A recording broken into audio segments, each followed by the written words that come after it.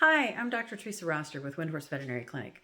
What are the three top most obvious signs your horse is out at the pole? Well, those are easy. Number one, he can't turn his head very straight. So if these are his ears, he can't turn his head really nicely like this. He can turn his head, but he tips his nose first, right? Number two, super bracey. You want that nice curve to your horse when you ask him to do things and go forward. Your horse isn't able to do that. So what he does instead is he uses the muscles on the bottom of the neck and kind of roots forward like this, right? And those are difficult to deal with. And number three, the most obvious, he doesn't want you to touch him there. Doesn't want you to touch him behind his ears. Doesn't want you to touch his ears. Difficult to bridle. Maybe doesn't even want you touching his face.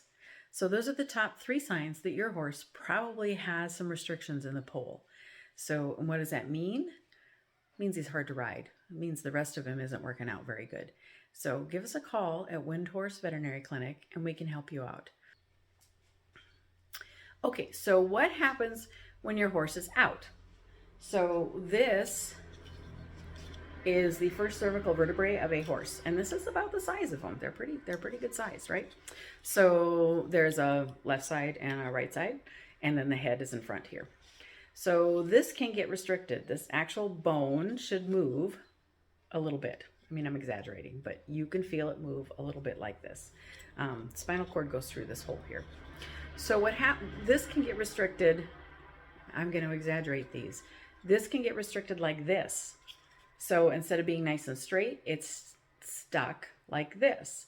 So what that feels like is it, and then, so usually these move. So what that feels like is this isn't moving very good. This is going to cause your horse to not be able to turn his head correctly, and that's going to hurt. The other way this gets restricted is if one side is more forward than the other side. So it's kind of crooked like this. That's also pretty painful because if you think about if this is like this and your head is here and you're going to try to turn this direction, it's not going to go very nicely, right? That's pretty painful.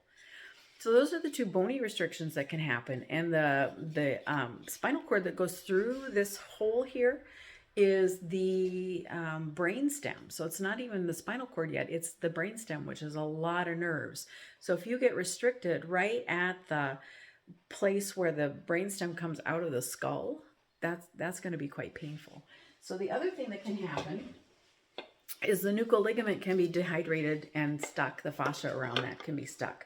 So if we put these together like this, the nuchal ligament starts on the back of the skull and goes all the way down, not all the way down, most of the way down your horse's neck. And it's the thing that helps them raise and lower their neck for grazing or looking around or watching for predators. And for our use, it's the thing that makes the top line look really pretty, or part of it. So when we have this bone in here like this, and then the nuchal ligament is on top of here, if that's super dehydrated or super restricted, these guys are going to be really tight. If you think about yourself, when you have a tension headache and the back of your head hurts a lot, that's the same thing. Your fascia is probably dehydrated. Your own nuchal ligament might be dehydrated. So there are different therapies and treatments for these kinds of things, and we can usually figure out which is best for your horse. Lots of times they need more than one thing going on up there. So if this is your horse, give us a call, get on our book, and we'll help you out.